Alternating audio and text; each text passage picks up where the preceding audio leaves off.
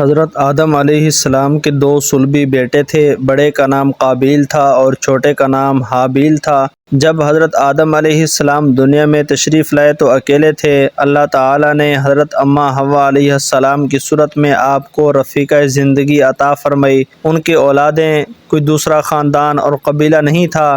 اور پوری دنیا کو آباد کرنا تھا، اس لیے حضرت آدم علیہ السلام کی شریعت میں بھائی بہن کا نکاح جائز تھا۔ اس کی شکل یہ تجویز ہوئی کہ ایک لڑکا اور لڑکی پیدا ہوا کرتی تھی تو لڑکا بعد میں پیدا ہونے والی لڑکی سے بیاہ دیا جاتا، اسی طرح پہلے پیدا ہونے والی لڑکی بعد میں پیدا ہونے والے لڑکے سے بیاہ دی جاتی تھی۔ تو قاعدہ کی روح سے قابیل کی بہن کا نکاح حابیل کے ساتھ اور حابیل کی بہن کا نکاح قابیل کے ساتھ ہونا تھا، مگر قابیل اس کے لیے تیار نہ تھا اور چاہتا تھا کہ اپنے ساتھ پیدا ہونے والی لڑکی سے نکاح کر لوں، کیونکہ یہ خوبصورت اور حسین و جمیل تھی۔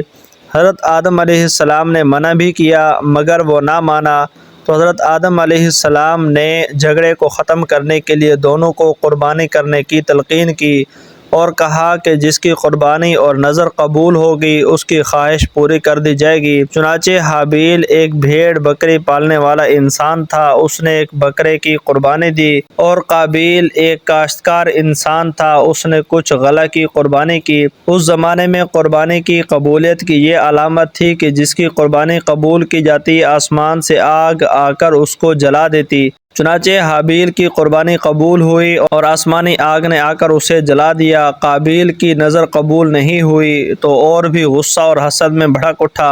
اور کہا کہ میں تجھے قتل کر دوں گا۔ تو حابیل نے جواب دیا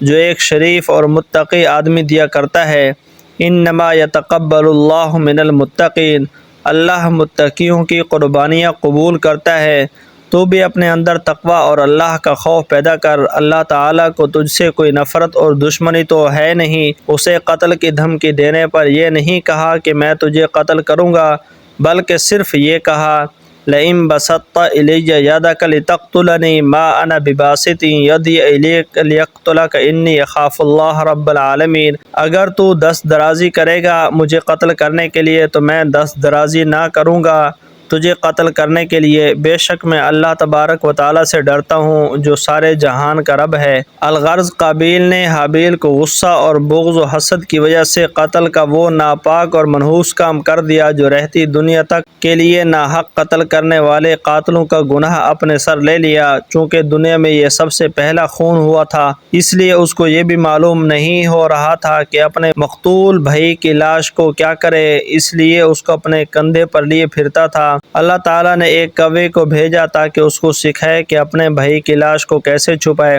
چنانچہ وہ کوا ایک مرے ہوئے کوے کو زمین کرید کر دفن کر رہا تھا تو قابیل کو افسوس ہوا کہ میں اس کوے سے بھی گیا گزرا ہوں کہ دفنانے کا بھی طریقہ نہیں جانتا۔ اس قصہ کو بیان کر کے ہمیں دو امور کی تعلیم ملتی ہے، ایک یہ کہ نسب کی بزرگی مطلق کام نہیں آتی، مقبول صرف وہی ہوتا ہے جو حکم کا مطیع اور فرما بردار ہوتا ہے۔ دوسرا یہ کہ انسان حسد سے متاثر ہو کر کیسی کیسی شیطانی حرکتیں کر گزرتا ہے، اس لیے اللہ سے دعا کرتے رہنا چاہیے کہ اللہ تبارک و تعالی ہم سب کو حسد جیسی بری بیماری سے بچنے کی توفیق عطا فرمائے اور مکمل طور پر اپنا مطیع و فرما بردار بنائے۔